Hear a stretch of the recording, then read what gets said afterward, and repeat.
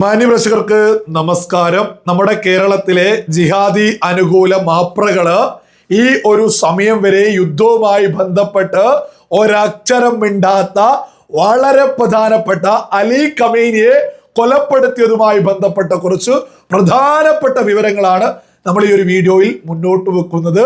അതേപോലെ തന്നെ ചരിത്രത്തിലെ തന്നെ ഏറ്റവും വലിയ മണ്ടൻ യുദ്ധം നയിക്കുന്ന രാജ്യമായിട്ട് ഇറാൻ ലേറ്റസ്റ്റ് ആയിട്ട് മാറിയതിന്റെ തെളിവുകൾ കൂടിയാണ് നമ്മൾ ഈ വീഡിയോയിൽ മുന്നോട്ട് വെക്കുന്നത്. നമ്മുടെ മാപ്രകളെ ഈ അലി ഖമേനിയുമായി ബന്ധപ്പെട്ട് ഈ കൊല്ലപ്പെട്ടതുമായി ബന്ധപ്പെട്ട് നമ്മളിവിടെ അവതരിപ്പിക്കാൻ പോകുന്ന വിഷയത്തെക്കുറിച്ച് ഒരക്ഷരം മിണ്ടാതിരുന്നത് ജിഹാദികൾ നാണം കെട്ട് നാറാതിരിക്കാനാണ് എന്ന സകല ആളുകളും തിരിച്ചറിയേണ്ടത്.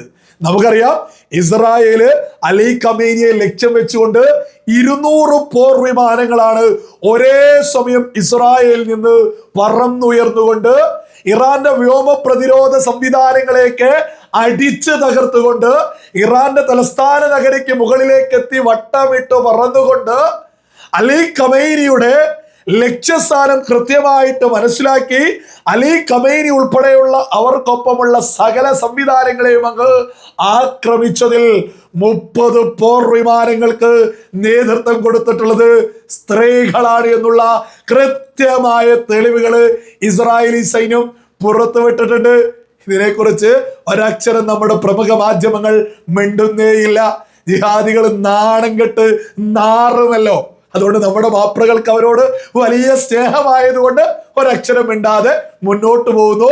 അലി ഖമേനിയെ കൊലപ്പെടുത്താനുള്ള ആക്രമണങ്ങൾ നയിച്ചതിൽ 30 സ്ത്രീകൾ 30 പോർ വിമാനങ്ങളുമായിട്ട് അലി ഖമേനിയെ ലക്ഷ്യം വെച്ചു.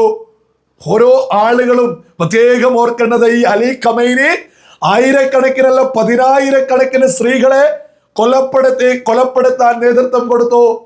ഒരു പാട്ടുപാടിയാൽ ആ സ്ത്രീയെ ജയിലിൽ അടയ്ക്കുന്ന ക്രൂരമായ ഭരണാധികാരി.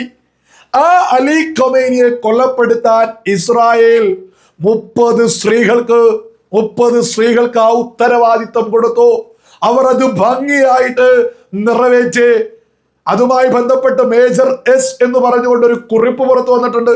മേജർ എസ് ലോകത്തോട് വിളിച്ചു പറഞ്ഞ സൈനികരുമായി ബന്ധപ്പെട്ട് അവരുടെ പേര് വിവരങ്ങളൊന്നും തന്നെ പുറത്തു വിടാറില്ല. അതുകൊണ്ടാണ് മേജർ എസ് എന്ന് പറഞ്ഞുകൊണ്ട് കാര്യങ്ങൾ പുറത്തേക്ക് വന്നിട്ടുള്ളത്. അവര് പറയുന്നത് ഞാനൊന്ന് വായിച്ചു കേൾപ്പിക്കാം. നമ്മൾ പറന്നുയരുന്ന നിമിഷം എല്ലാം ഒരു ഏക ലക്ഷ്യത്തിലേക്ക് ഒത്തുചേരുന്നു. നമ്മുടെ വീടിനെ പ്രതിരോധിക്കുക, അതാണ് ദൗത്യം. വായുവിൽ ഓരോ നിമിഷവും എന്നെ അനുഗമിക്കുന്ന ഉത്തരവാദിത്ത ബോധവും അതാണ്. എനിക്ക് പിന്നിൽ 100 കണക്കിന് ആളുകൾ ഉണ്ടെന്ന് എനിക്കറിയാം. പ്ലാനിംഗ് ഉദ്യോഗസ്ഥർ, കമാൻഡ് ആൻഡ് കൺട്രോൾ ഉദ്യോഗസ്ഥർ, ടെക്നീഷ്യന്മാർ, ഇന്റലിജൻസ് ഉദ്യോഗസ്ഥർ, ഫ്ലൈറ്റ് ക്രൂ അംഗങ്ങൾ എന്നിവർ കൃത്യതയോടും സമർപ്പണത്തോടും കൂടെ പ്രവർത്തിക്കുന്നതിനാൽ ദൗത്യം ഏറ്റവും പ്രൊഫഷണലും സുരക്ഷിതവുമായ രീതിയിൽ നിർവഹിക്കാൻ ഞങ്ങളെ പ്രാപ്തരാക്കുന്നു. ഇത് മേജർ എസ് എന്ന് പറഞ്ഞ് ഈ നേതൃത്വം നയിക്കും പോർ വിമാനങ്ങളുമായിട്ട് ആക്രമണത്തിനിറങ്ങിയിട്ടുള്ള ഒരു സ്ത്രീ പറയുന്നത് ആ ലോകത്തോട്. തൻ്റെ വീടിനെ സംരക്ഷിക്കാനാ അവർ ഇറാനിലേക്ക് പറന്ന് കയറുന്നത്, ആക്രമിക്കുന്നത്. ഇസ്രായേൽ അടങ്ങി ഒതുങ്ങിയിരുന്നാൽ നമുക്കറിയാം, ഇസ്രായേൽ അടങ്ങിയിരുന്നാൽ ഇസ്രായേൽ ലോകത്ത് നിന്ന് ഇല്ലാതെയാവും. ആ പണി ഇറാൻ എടുക്കും. നമ്മളെ ഈ സ്ത്രീകളെ ആക്രമിച്ച് ഈ സ്ത്രീകള് ഇറാന്റെ ഭരണാധികാരി അലി ഖമേനിയെ തീർത്തതുമായി ബന്ധപ്പെട്ട് നമ്മുടെ രാജ്യത്തും അഭിമാനത്തോടു കൂടി ഉയർത്തിപ്പിടിക്കാനുള്ള ഓപ്പറേഷൻ സിന്ദൂരിനെ കുറിച്ചും നമ്മൾ ഒരിക്കലും മറക്കരുത്. ലോകത്തിന് നമ്മുടെ ഭരണാധികാരി നരേന്ദ്രമോദി വ്യക്തമായിട്ട് മാതൃകയായിട്ടുണ്ട്. നമുക്കറിയാം, നമ്മുടെ സഹോദരിമാരുടെ സീമന്തരേഖയിലെ സിന്ദൂരം മായ്ച്ചതിന് നമ്മൾ മറുപടി കൊടുത്ത ഓപ്പറേഷൻ സിന്ദൂർ. ആ ഓപ്പറേഷൻ സിന്ദൂർ നയിച്ചത് ഇന്ത്യൻ മുസൽമാനായിട്ടുള്ള കേണൽ സോഫിയ ഖുറൈശി, അതേപോലെ തന്നെ വിംഗ് കമാൻഡർ ആയിട്ടുള്ള വ്യോമിക സിംഗ്. ഈ 2 സ്ത്രീകളായിരുന്നു ഓപ്പറേഷൻ സിന്ദൂരിന് നേതൃത്വം കൊടുത്തിട്ടുള്ളത്. പാകിസ്ഥാൻ എന്ന ഭീകര രാജ്യത്തിനെതിരെ പടപൊരുതാൻ നമ്മുടെ സഹോദരിമാരുടെ സീമന്തരേഖയിലെ സിന്ദൂരം മായ്ച്ചതിന് നമ്മൾ നടത്തിയ ഓപ്പറേഷൻ സിന്ദൂരിന് നേതൃത്വം കൊടുത്തതും സ്ത്രീകളായിരുന്നു. അതിന് ലോകം തന്നെ കൈയടിച്ചതാ. അതേപോലെ തന്നെ ഇസ്രായേൽ അതേ ശൈലിയിൽ അലി ഖൊമൈനി എന്ന ചെകുത്താനെ ആക്രമിക്കുന്നതിന് 30 സ്ത്രീകളെ ദൗത്യത്തിൽ ഉൾപ്പെടുത്തി ലോകം അതിന് കൈയടിക്കുക. സ്ത്രീകളെ അടിച്ചമർത്തിയ അലി ഖൊമൈനിയെ തീർക്കാൻ സ്ത്രീകളെ തന്നെ ദൗത്യമേൽപ്പിച്ച ഇസ്രായേൽ. ലോകത്തിന് വലിയ കയ്യടിയുണ്ട്. ലോകത്തിന് വലിയ കയ്യടിയാ. ഇസ്രായേലും അമേരിക്കയും ഇതുപോലെ ഈ പറയുന്ന ഇറാനെ ആക്രമിച്ചിട്ടില്ലായിരുന്നെങ്കിൽ എന്ത് സംഭവിക്കുമായിരുന്നു എന്നുള്ളത് ഇറാൻ തന്നെ ഇപ്പോ കൃത്യമായിട്ട് തുറന്നു കാണിക്കുന്നില്ലേ? ആണവ ആയുധ പൂർത്തീകരണത്തിലേക്ക്, ആണവ ആയുധ ശക്തിയായിട്ട് ഇറാൻ മാറിക്കഴിഞ്ഞാൽ പിന്നെ ഇസ്രായേൽ ഇല്ല. ഇസ്രായേലിനെ അവർ തുടച്ചു നീക്കും. 100% ഉറപ്പാണ്. ആണവായുധ പൂർത്തീകരണത്തിലേക്ക് ഇറാൻ എത്തിക്കഴിഞ്ഞാൽ ഇസ്രായേലിനെ തുടച്ചേക്കും. അത് ലോകം അറിയുന്ന ഒരു സത്യ. അത് ആണവായുധം അവര് അതുമായി ബന്ധപ്പെട്ട് വികസിപ്പിക്കൽ തുടങ്ങുമ്പോൾ സ്വാഭാവികമായിട്ടും ഇസ്രായേൽ ആക്രമിച്ചതിനെ തീർക്കണം. ഇസ്രായേൽ ആക്രമിക്കുമ്പോൾ അലി ഖൊമൈനി ഭരണകൂടത്തെ മാത്രമേ തീർക്കൂ, അവിടുത്തെ സാധാരണക്കാരെ തീർക്കൂല. അതേസമയം ഇറാൻ തിരിച്ചാക്രമിക്കുകയാണെങ്കിൽ ഇസ്രായേലിലെ അവസാനത്തെ സാധാരണക്കാരനെയും തീർക്കൂ. ഇത് ലോകം അറിയുന്ന ഒരു സത്യമല്ലേ? ഇപ്പൊ തന്നെ എന്താ അവസ്ഥ? ലോകത്തിലെ ഏറ്റവും വലിയ മണ്ടൻ യുദ്ധമാണിപ്പോ ഇറാൻ നയിക്കുന്നത്. ഇറാൻ ഒരു ഭാഗത്ത് നിന്ന് അമേരിക്കയെ ഒരു ചുക്കും ചെയ്യാൻ സാധിക്കുന്നില്ല. എന്നിട്ട് നേരിട്ട് ആക്രമിക്കുന്നത് UAE-യിലേക്ക്, സൗദിയിലേക്ക്, ഗൾഫ് രാജ്യങ്ങളിലേക്ക് ആക്രമിക്കാം. ഇപ്പൊ ലേറ്റസ്റ്റ് ഒരു വാർത്ത വന്നിരിക്കുന്നു, തുർക്കിയിലേക്ക് ഒരു ആക്രമണം. ഈ തുർക്കിയിലേക്ക് ഒരു ആക്രമണം നടത്തി. അതാരാ പ്രതിരോധിക്കുന്നത്?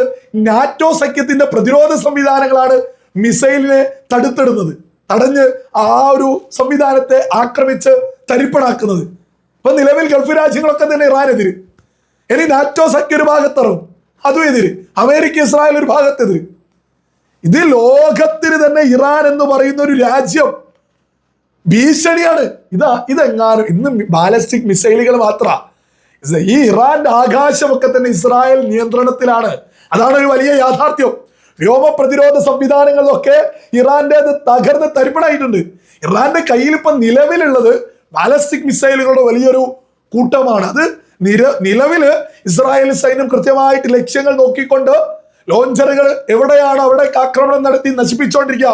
വളരെ പെട്ടെന്ന് തന്നെ ഇറാന്റെ സകല മിസൈൽ സംവിധാനങ്ങളെയും തകർത്ത് തീർക്കാൻ സാധിക്കുമെന്നുള്ളത് തന്നെയാണ് ഇസ്രായേലൊക്കെ ഉയർത്തിപ്പിടിക്കുന്നത്. അന്താരാഷ്ട്ര തലത്തിൽ അത്തരത്തിൽ തന്നെയാണ് ചർച്ചയും മുന്നോട്ട് പോകുന്നത്. അപ്പൊ ഇറാൻ ലോകത്തിലെ ഏറ്റവും വലിയ മണ്ടൻ യുദ്ധം നയിക്കുന്നു എന്ന് പറയുന്നതിന്റെ വ്യക്തമായ തെളിവാണ് നമ്മൾ മുന്നോട്ട് വെക്കുന്നത്. ഒരു ഭാഗത്ത് സകല ഗൾഫ് രാജ്യങ്ങൾക്കെതിരെ, ഒരു ഭാഗത്ത് തുർക്കിക്കെതിരെ അടിച്ച് നാറ്റോക്കെതിരെ, മറുഭാഗത്ത് അമേരിക്ക, ഇസ്രായേൽ. അപ്പൊ ഈ ഇറാന് ഇത്രയും ഭീഷണി ഉയർത്തുന്നുണ്ടെങ്കിൽ ഈ ഇറാൻ എങ്ങാനും ആണവ ആയുധ പൂർത്തീകരണത്തിലേക്ക് എത്തിയാൽ ലോകം തന്നെ ഇറാന്റെ മതഭ്രാന്തന്മാരെ നശിപ്പിച്ച് ആ മതഭ്രാന്ത് അവര് ഉയർത്തിപ്പിടിക്കൂലേ? ലോകത്ത് ആണവായുധಕ್ಕೆ അവർ എങ്ങോട്ട് വേണമെങ്കിലും ആക്രമിക്കൂലായിരുന്നു. അപ്പൊ ഇസ്രായേലാണ് ഏറ്റവും വലിയ ശരിയെന്ന് ഇറാൻ തന്നെ ലോകത്തിന് ഇപ്പൊ കാണിച്ചുകൊണ്ടിരിക്കുക. ഗൾഫ് രാജ്യങ്ങളൊന്നടങ്കം ഇസ്രായേൽ ചെയ്യുന്നത് ശരിയാണ് എന്ന രീതിയിലേക്ക് എത്തില്ലേ? അമേരിക്ക ചെയ്യുന്നത് ശരിയാണ് എന്ന രീതിയിലേക്ക്. അമേരിക്കയിലായിരുന്നെങ്കിൽ ഗൾഫ് രാജ്യങ്ങളൊക്കെ തവിട് പൊടിയാവും. അതൊന്നും ഇവിടെയുള്ള കുറെ മരമൊണ്ണകൾക്ക് അറിയാഞ്ഞിട്ടാ. പുതിയില്ലാത്ത കുറെ മരമൊണ്ണകൾ ഇപ്പോഴും അലി ഖൊമൈനിക്ക് വേണ്ടി എന്തുമാതിരി റീലൊക്കെയാ ഈ ഖൊമൈനിക്ക് വേണ്ടി മലയാളത്തിൽ വരുന്നത്. ഏതായാലും അവരുടെ തന്ത അങ്ങ് തീർന്നു കിട്ടി. നമ്മുടെ നാട്ടിൽ പോലും ഇതുമായി ബന്ധപ്പെട്ട് സമാധാനം ഉണ്ടായി എന്നുള്ളതാണ് വലിയ യാഥാർത്ഥ്യം. അകല മലയാളികളും തിരിച്ചറിയാ, ലോകത്തിലെ ഏറ്റവും വലിയൊരു ഭീരുവിനെ പോലെയാണ് സ്ത്രീകളടിച്ചമർത്തിയ അലി ഖൊമൈനി തീർന്നത്. സ്ത്രീകളാലാണ് എന്നുള്ളതുമല്ല, ഒളിച്ചിരുന്ന മാളത്തിന്റെ ഉള്ളില് ഒരു സകല റേഞ്ച് നെറ്റ്വർക്ക് സകലതും വെച്ച് ഒന്നുമില്ലാത്തൊരു സ്ഥലത്ത് ഒളിച്ചിരുന്നിട്ടും ഭീരുവിനെ പോലെയാണ് ജിഹാദികളുടെ തന്ത തീർന്നു പോയത് എന്നുള്ളതും സകല മലയാളികൾ തിരിച്ചറിഞ്ഞോളൂ. അന്തിമ വിജയം നീതിക്ക് മാത്രമായിരിക്കും, ഒരു തർക്കമില്ലാർക്കും വേണ്ട. ഇസ്രായേൽ തന്നെയായിരിക്കും ഈ ഒരു അവസാനത്തിലേക്ക് വിജയക്കൊടി വാറിക്കുക. അതിലൂടെ ലോകത്ത് സമാധാനം ഉണ്ടാവട്ടെ. ഗൾഫ് രാജ്യങ്ങളിലെ ഇന്ത്യക്കാരായിട്ടുള്ള ലക്ഷക്കണക്കിന് ആളുകൾ അവിടെ ജോലി ചെയ്യുന്നുണ്ട്. നമ്മളെ സംബന്ധിച്ച് അവരാണ് നമ്മുടെ പ്രിയപ്പെട്ടവര്. സ്വാഭാവികമായിട്ടും ഇറാന്റെ മതഭ്രാന്തന്മാരുടെ ഭരണകൂടം വളരെ പെട്ടെന്ന് തന്നെ തീർന്നു പോവട്ടെ എന്നുള്ളത് തന്നെയാ ഓരോ ഇന്ത്യക്കാരനും നമ്മളിൽപ്പെട്ടവരെ അല്ലേ, നമ്മളിൽപ്പെട്ടവർക്ക് വേണ്ടിയല്ലേ നമ്മൾ പ്രാർത്ഥിക്കേണ്ടത്. ഇസ്രായേല് ഈ ഒരു യുദ്ധത്തിൽ ഇറാന്റെ മതഭ്രാന്തന്മാരെ അടിച്ചമർത്തിയിട്ട് തന്നെ ഈ യുദ്ധമൊക്കെ അവസാനിക്കട്ടെ എന്നും നമുക്ക് ആത്മാർത്ഥമായിട്ട് ആഗ്രഹിക്കാം.